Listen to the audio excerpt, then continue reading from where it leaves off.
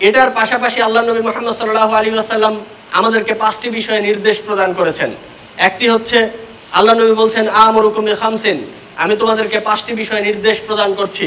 তার মধ্যে একটি বিষয় হচ্ছে বিল জামাত, জামাতবদ্ধ জীবন যাপন করা। এখন জামাতবদ্ধ জীবন যাপন আমরা কোথায় করব, কিভাবে করব, এটা নিয়ে আমাদের মধ্যে অনেক ধোঁয়াশা। কেউ বলছে জামাতবদ্ধ জীবন যাপন আর সাংগঠনিক জীবন যাপন দুটা দুই জিনিস, দুটো এক জিনিস নয়। আমরা সাংগঠনিক জীবন যাপন করতে পারবো না, কিন্তু জামাতবদ্ধ জীবন যাপন করতে রাষ্ট্রীয় জামাতের কথা বলা হয়েছে, অনেকের কথা এটা। এখন আমি বলছি বাংলাদেশ আহলে হাদিস ছাত্র সমাজের সাংগঠনিক জেলা ঢাকা কর্তৃক আয়োজিত একটি খুবই গুরুত্বপূর্ণ বিষয়, মুসলিম রাষ্ট্রের রূপরেখা, যেটা বর্তমান সমাজে সবচেয়ে প্রয়োজনীয় একটি বিষয় বলে আমি মনে করি। বিশেষ করে আহলে হাদিস সমাজের মধ্যে রাজনীতি নিয়ে যেই ধোঁয়াশা রয়েছে, এই বিষয়গুলো নিয়ে খুবই গুরুত্বপূর্ণ একটি প্রোগ্রাম বলে আমি মনে করছি। আমাদের সামনে যারা উপস্থিত আছেন ছাত্র, যুবক এবং তরুণ ভাইরা, সাথে সাথে বাংলাদেশ আহলে হাদিস জামাত এবং বাংলাদেশ আহলে হাদিস ছাত্র সমাজের বিভিন্ন শ্রেণীর নেতাকর্মীরা এবং অনলাইনে যেই ভাইরা শুনছেন, আশা করি আজকের এই প্রোগ্রামের মাধ্যমে তাদের চিন্তা শক্তি বিকশিত হবে। আমাদের মধ্যে যেই ভুল ধারণাগুলো রয়েছে সেগুলো থেকে আমরা বের হয়ে আসতে পারবো ইনশাআল্লাহ।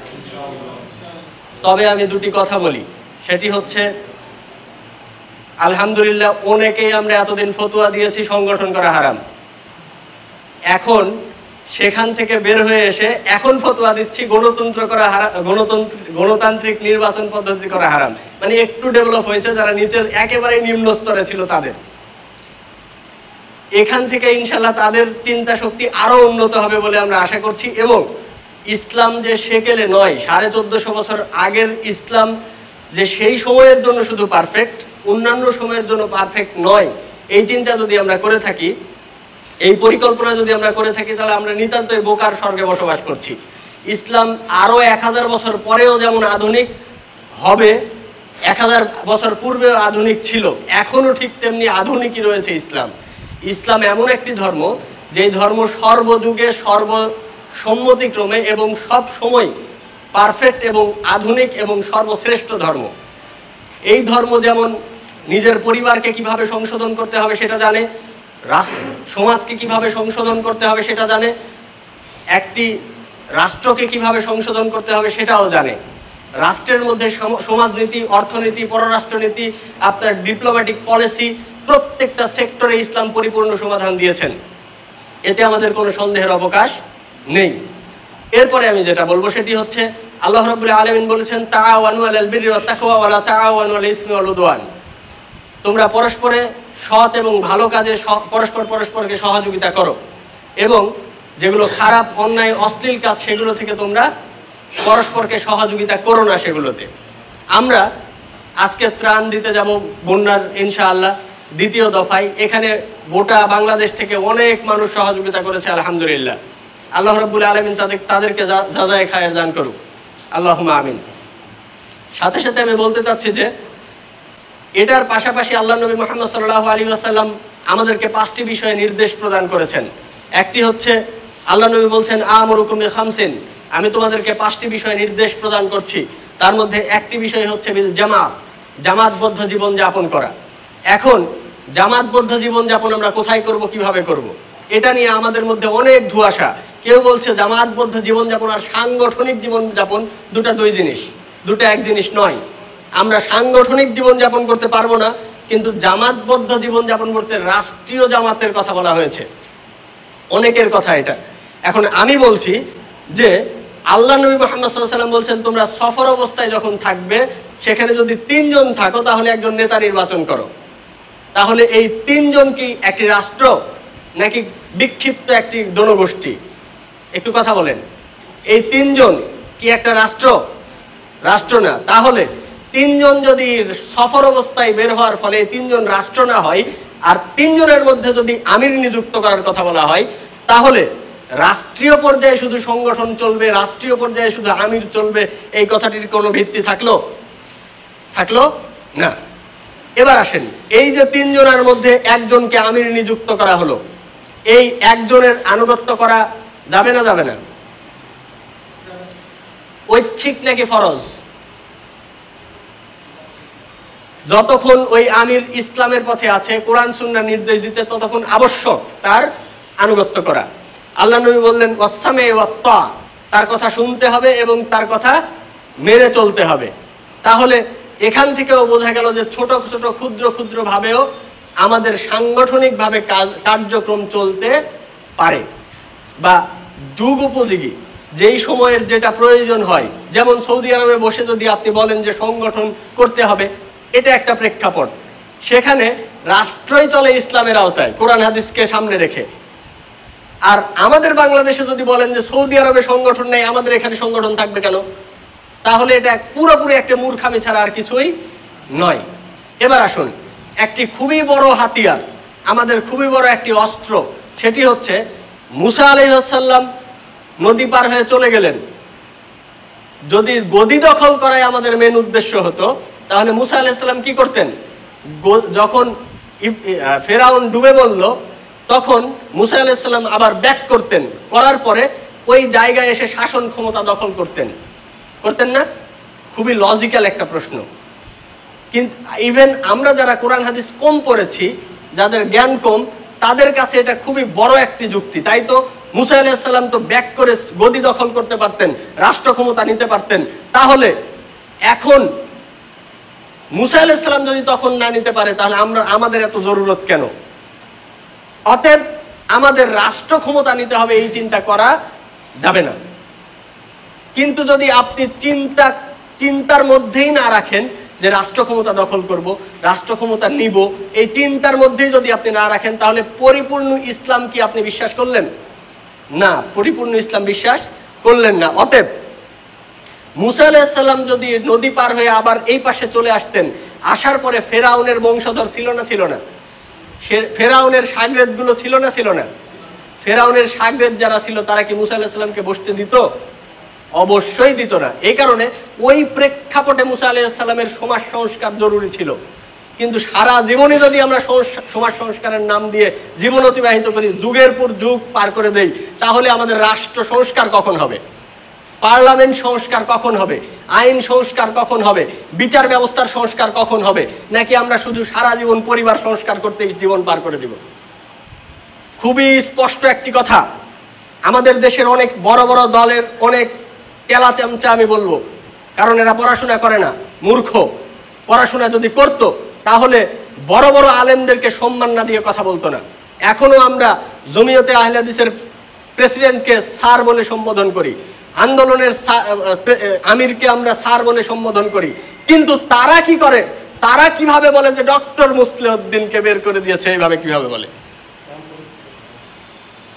এটা একটা আমাদের কলিজায় লাগে যখন তারা আমাদের নেতাকে নিয়ে এইভাবে কথা বলে। এবার আমি বলি, আমরা প্রত্যেক বড় বড় নেতাদেরকে সম্মান দেব, অন্তরের অন্তরস্থল থেকে আলেমদেরকে সম্মান করব, মর্যাদা দিব।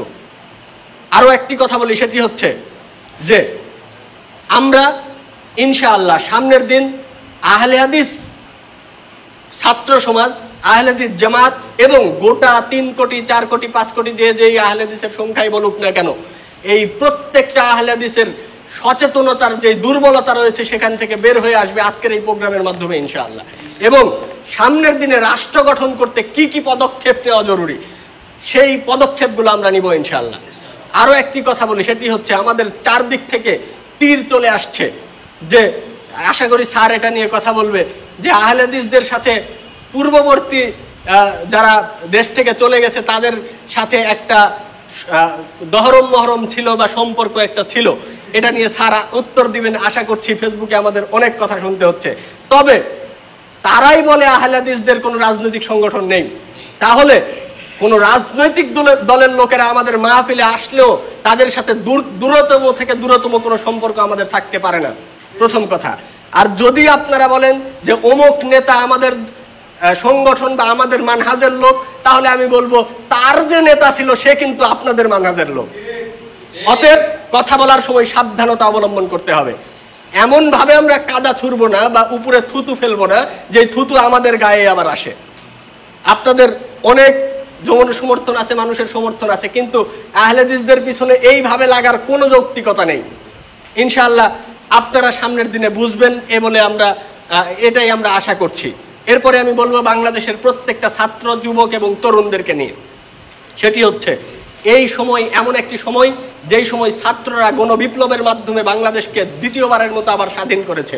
আমরা আবার বলি আলহামদুলিল্লাহ, এর ক্রেডিট আমরা ছাত্রদেরকে অবশ্যই দিচ্ছি। তবে আমি যেটা বলবো সেটি হচ্ছে এই ছাত্ররা যদি আজকে থেমে যায় তাহলে বাংলাদেশ আবার আরেকটি চক্রের হাতে পড়বে। এটা আমাদের ছাত্র সমাজ কিছুতেই মেনে নিতে পারে না।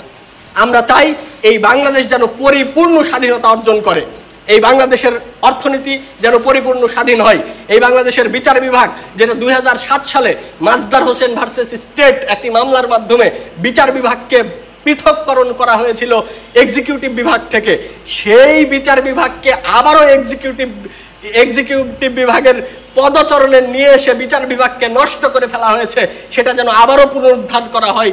এই দাবি আমরা আবারও ছাত্রদের কাছে রেখে যেতে চাই। যদি বিচার বিভাগের উপর এক্সিকিউটিভ বিভাগ কোনো রকমের হস্তক্ষেপ করে তাহলে আমরা আবারও মাঠে নামতে বাধ্য হব ইনশাআল্লাহ।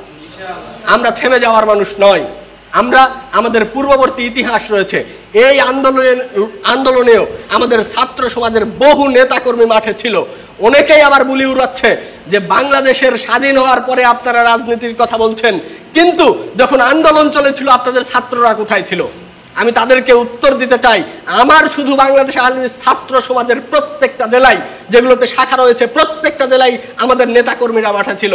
আমি নিজে সহ মাঠে ছিলাম ইনশাআল্লাহ, নিজে গুলি করা চোখে দেখেছি। সেদিন গুলির হাত থেকে চলে এসেছি সামনের দিকে। আমার ছাত্র সমাজের ছেলেপেলেরা ককটেল খেয়েছে, ওখানে ককটেলের ধোঁয়ায় বিস্ফোরিত হয়ে চলে এসেছে। আর আপনারা বলেন আমরা তাদের দালালি করেছি। এটা আহলে হাদিস জাতির উপরে চরম থেকে চরম মিথ্যাচার।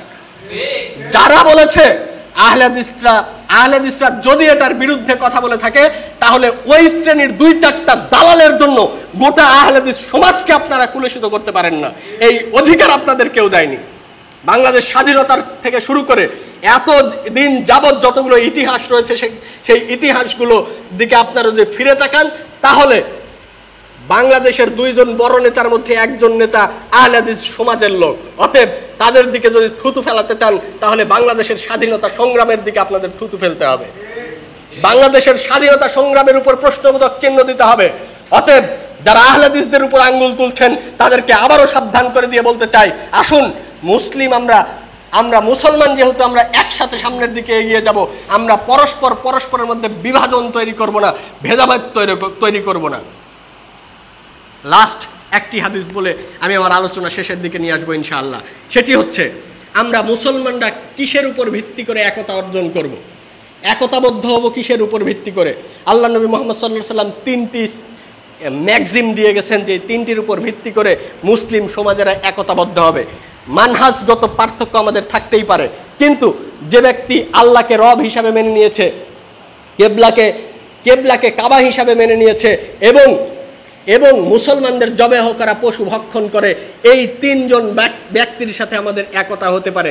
মানহাজগত পার্থক্য আমাদের মধ্যে থাকতেই পারে, কিন্তু আমরা ইসলাম প্রতিষ্ঠার স্বার্থে, বৃহত্তর স্বার্থে, বাংলাদেশকে সামনের দিকে এগিয়ে নিয়ে যাওয়ার স্বার্থে, বাংলাদেশের উপর থেকে গোটা পৃথিবীর যেই কুচক্রী নজর রয়েছে বাংলাদেশের উপর সেখান থেকে বাংলাদেশকে মুক্ত করার স্বার্থে, বাংলাদেশে 92% মুসলমানদেরকে পূর্ণাঙ্গ ইসলাম পালনের স্বাধীনতা দেওয়ার স্বার্থে এবং বাংলাদেশে পরিপূর্ণ ইসলাম প্রতিষ্ঠার স্বার্থে আমরা প্রত্যেক মুসলমান ভাই রূপান্তরিত হব। এতে যেন আমাদের কোনো সন্দেহের অবকাশ না থাকে। মুসলমানের মধ্যে খোঁচাখুচি বাদ দিয়ে আমাদের স্লোগান হবে মুসলিম ভাই, আমরা বাংলার মুসলিম এক হও, বাংলার মুসলিম এক হও, বাংলার মুসলিম এক হও। আর আহলে হাদিসদের উদ্দেশ্যে আমার কথা থাকবে, সেটি হচ্ছে বাংলার আহলে হাদিস এক কাতারে শামিল হও।